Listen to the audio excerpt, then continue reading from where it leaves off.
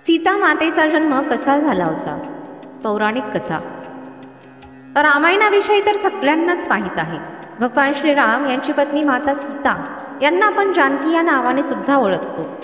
पण तुम्हाला हे माहीत आहे का, सीता मातेचा जन्म कसा झाला होता? कशी सीता माता राजा जनक यांच्या घरी मुलीच्या रूपामध्ये आली आणि कशी माता सीता बनली? रावणाच्या वधाचे कारण. सीता मातेच्या चरित्राचे वर्णन हिंदू धर्मातील सगळ्या धर्मग्रंथांमध्ये खूप सुंदर शब्दांमध्ये केले आहे. वाल्मिकी रामायणामध्ये सुद्धा माता सीतेला शक्ती स्वरूपा, ममतामयी, राक्षस नासिनी, पतिव्रता इत्यादी माता सीतेचे गुण सांगितले आहेत. त्यांच्या वनवासाविषयी तर आपल्याला माहीतच आहे, जो त्यांचा पत्नीधर्म दाखवतो. माता सीतेबरोबरच रावणाचे कृत्यसुद्धा सगळ्यांना माहीत आहे. पण आजही बऱ्याचशा लोकांना हे माहीत नाही की माता सीतेचा जन्म कसा झाला होता. तर पाहूया आजच्या व्हिडिओमध्ये. पौराणिक कथेनुसार एके वेळची गोष्ट आहे. मिथिला नगरीमध्ये खूप दुष्काळ पडला. लोकांजवळचे अन्नधान्य संपले.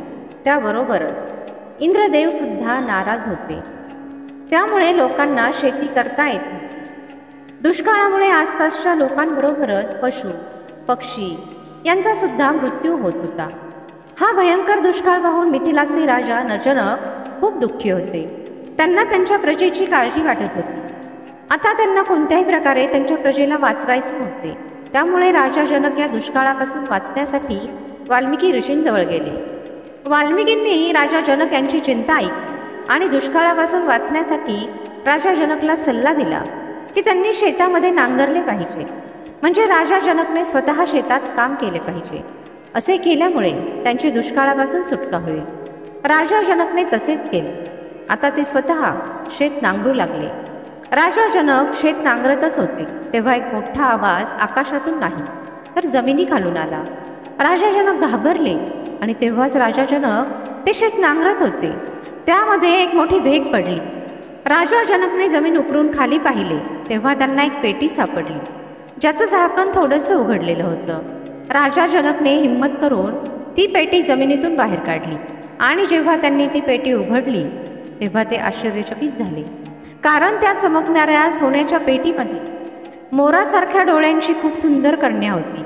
तिच्या शरीराला पूर्णपणे माती लागलेली होती, जिचं फक्त तोंड दिसत होतं.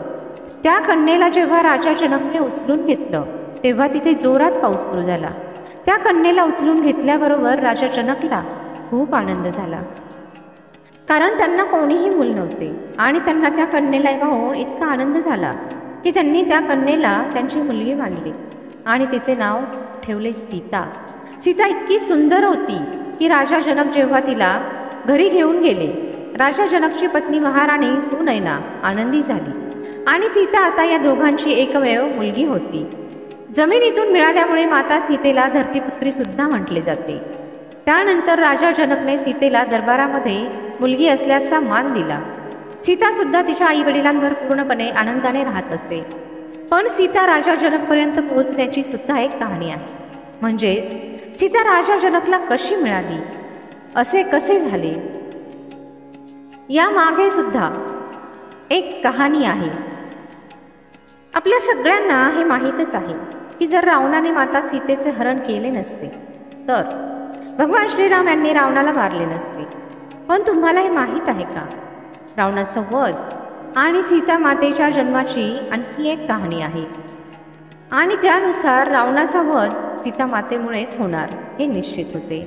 यावरून तुम्हाला समजेल की माता सीता कोण होती, ती कशी राजा जनकपर्यंत पोहोचली आणि माता सीता का रावणाच्या मृत्यूचे कारण बनली. खरं तर सीता रावण आणि मंदोदरीची मुलगी होती. खरं तर माता सीतेचं पूर्वजन्मी नाव वेदवती होते आणि वेदवती दिसायला खूप सुंदर होती. तिचे मोरणीसारखे डोळे, मोठे केस, गोरा रंग होता. तिच्या सौंदर्याची चर्चा दूर दूरपर्यंत पसरलेली होती. वेदवती लहानपणापासून एक स्वप्न पाहत असे की ती भगवान शिव यांची पत्नी बनावी. वेदवतीला असे वाटत होते की ती प्रत्येक जन्मामध्ये भगवान शिव यांची पत्नी बनावी आणि ती भगवान शिव यांची उपासना सुद्धा करत होती. जसजशी वेदवती मोठी होत गेली, भगवान शिव यांच्याबरोबर विवाह करण्याची तिची इच्छा वाढत गेली. या कारणामुळे तिने या जगाचा त्याग करून तपस्वी बनण्याचा विचार केला. आणि सगळं सोडून जंगलात निघून गेली. तिथे वेदवतीने एक छोटी झोपडी बनवली आणि ती कठोर तपस्येमध्ये लीन झाली. एके वेळची गोष्ट आहे, जेव्हा वेदवती तपश्चर्या करत होती तेव्हा रावण तिथून जात होता. ओम नमः शिवायचा आवाज ऐकून रावण वेदवतीकडे गेला. वेदवती तिच्या तपश्चर्येमध्ये लीन होती.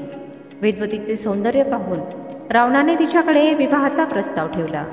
रावणाचे असे बोलणे ऐकून वेदवतीला खूप राग आला, पण तिने तिचा राग शांत करत रावणाचा प्रस्ताव नाकारला. वेदवती नाही म्हटल्यानंतर सुद्धा रावणाने ऐकले नाही आणि तिच्याबरोबर वाईट वागू लागला. त्यामुळे वेदवतीने आत्मदहन करण्याचे ठरवले आणि पाहता पाहता वेदवतीने रावणापासून वाचण्यासाठी अग्निकुंडामध्ये उडी मारून तिच्या प्राणांचा त्याग केला. पण कहाणी इथेच संपत नाही. ही तर कहाणीची सुरुवात होती. खरं तर अग्निकुंडामध्ये उडी मारण्यापूर्वी वेदवतीने रावणाला एक शाप देत रावणाला त्याच्या वागण्याची शिक्षा नक्की मिळेल आणि ती स्वतः पुढच्या जन्मी रावणाच्या मुलीच्या रूपात जन्म घेईल आणि त्याचबरोबर रावणाच्या मृत्यूचे कारण सुद्धा बनेल, असे बोलून वेदवतीने अग्निकुंडामध्ये उडी मारली. वेळ निघून गेला आणि नंतर रावणाची पत्नी मंदोदरी गर्भवती होती. त्यामुळे रावणाला भीती वाटू लागली आणि काही काळानंतर जेव्हा मंदोदरीने एका मुलीला जन्म दिला तेव्हा रावण पूर्णपणे घाबरला. रावणाच्या लक्षात आले होते की ही त्याची मुलगी नाही तर वेदवती आहे. त्यामुळे रावणाने त्याच्या मृत्यूच्या भीतीने त्याच्या मुलीला समुद्रामध्ये प्रवाहित केले. पण नशिबात लिहिलेले कोण बदलवू शकते? रावणाला वाटले संकट टळले, पण असं झालं नाही. समुद्राच्या पाण्यामध्ये बुडणारी ही कन्या समुद्रदेवी वरुणीला मिळाली आणि वरुणीने ती कन्या पृथ्वीदेवीला सोपवली आणि देवी पृथ्वीने कन्या राजा जनक आणि सुनैना यांच्याकडे सोपवली. त्यानंतर ती कन्या सीतेच्या नावाने ओळखली जाऊ लागली. त्यानंतर त्या सीतेचे हरण केल्यामुळे भगवान श्रीरामांनी रावणाचा वध केला आणि रावणाची लंका सुद्धा नष्ट केली. अशा प्रकारे माता सीता बनली रावणाच्या वधाचे कारण. म्हणजे जर रावणाने वेदवती बरोबर वाईट वागले नसते तर वेदवती म्हणजे सीता त्याच्या मृत्यूचे कारण बनली नसती. तसेच ज्याप्रमाणे माता सीतेने धरणीतून जन्म घेतला त्याप्रमाणेच त्यांनी शेवटी धरती मातेला स्वतःला सोपवले. मला आशा आहे की तुम्हाला ही कथा नक्की आवडली असेल. व्हिडिओ आवडला असेल तर व्हिडिओला एक लाईक आणि सबस्क्राईब नक्की करा आणि कमेंटमध्ये जय श्रीराम नक्की लिहा.